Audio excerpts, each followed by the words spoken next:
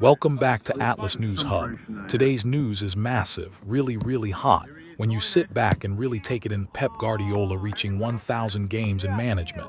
It's an extraordinary achievement. 1,000 matches.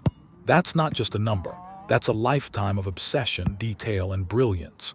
Every game, every team talk, every training session, every tactical tweak, they've all built up to this. And when you look at the record, it's nothing short of astonishing. The win percentage, the trophies, the level of consistency, it's elite, truly elite. Now, yes, people always point out that he's managed great players, Messi, Xavi, Iniesta, De Bruyne, Haaland. But it's one thing to have brilliant players, and another entirely to get them to perform like a symphony. You still have to manage egos, personalities, expectations. You have to keep hunger alive when players have already won everything. You have to challenge them every single day. And Pep does that better than anyone. His teams aren't just successful. They play football the way it should be played, with courage, intelligence, and total control.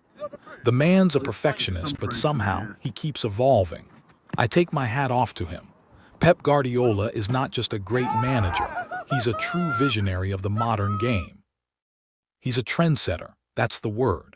When he first arrived in England, people weren't sure. The question was everywhere. Could he really play that style of football in the Premier League? Could that possession-heavy, position-based approach work on cold, wet nights in Burnley, as the cliché goes? And yet, here we are. He didn't just adapt to English football, he made English football adapt to him. 4 league titles in a row, countless records, and a level of dominance we've rarely seen before. He changed the conversation around what's possible. What's most impressive to me is the consistency. The way he maintains a standard season after season. There's no complacency. Even when they win everything, he still finds something new to fix, some new challenge to chase. Right now, people are wondering, where is he with this Manchester City team? Do they still have it in them? Does Pep still have that fire? I'd say absolutely yes. If anything, you can see that spark returning. This season, City have maybe not been as dominant in every game as we've come to expect. At times, they've let other teams dictate possession. They've had spells where they've been second best in midfield. But the mark of Guardiola's sides is that even when they're not at their peak, they're still capable of winning. They still control moments. And when you've got Erling Haaland leading the line, scoring at a rate that defies belief, you're always a threat. Haaland's presence changes everything. He gives City that edge, that inevitability. It's funny because City have almost gone under the radar this year. Everyone was talking about Liverpool after their big summer signings, or Arsenal with their progression under Arteta. People assumed City might just take a step back, that maybe this was a transitional season. But Pep's teams don't do transitional. Quietly, professionally, they've gone about their business, and here they are again, right in the thick of it, proving people wrong. When you look at how well they're playing now, it's hard not to take them seriously. And I think even Pep himself, deep down, has been pleasantly surprised. You can see it on his face, that slight grin, that knowing look. He knows his side are coming back into rhythm, and that's a scary thought for the rest of the league. Haaland has been sensational, no doubt, but the balance of the team matters just as much. Getting Rodri back fit is absolutely crucial. He's the heartbeat of that midfield, the player who knits everything together. When he's missing, City feel it immediately. Then there's the new goalkeeper, Donnarumma, who's brought in calmness, composure, and that big game experience you want in a squad that's competing on all fronts. He's already built a strong relationship with the defense, and that connection makes a huge difference.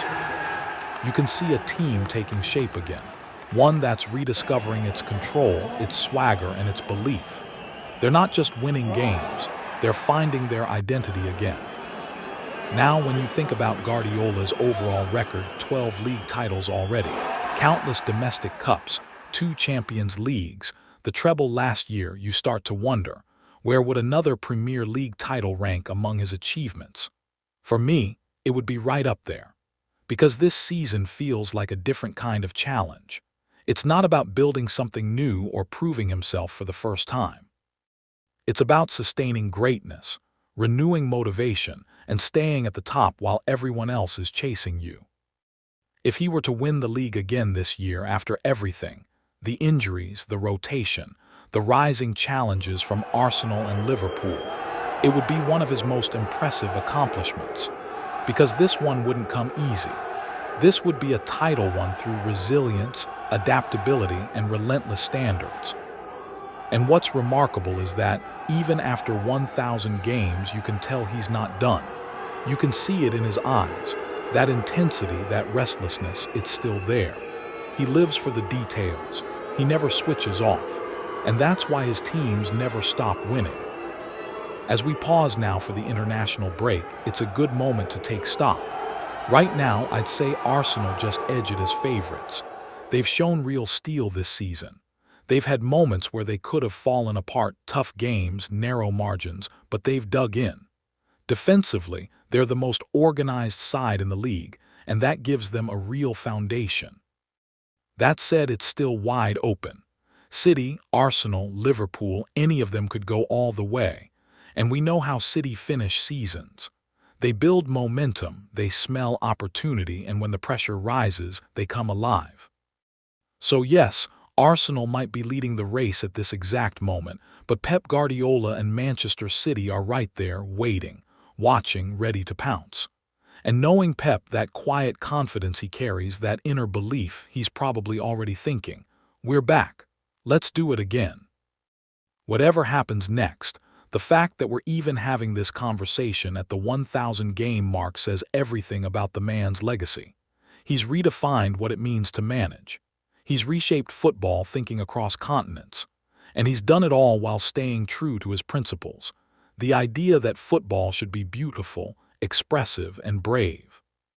So yes, for me, Pep Guardiola isn't just one of the greatest managers of his generation.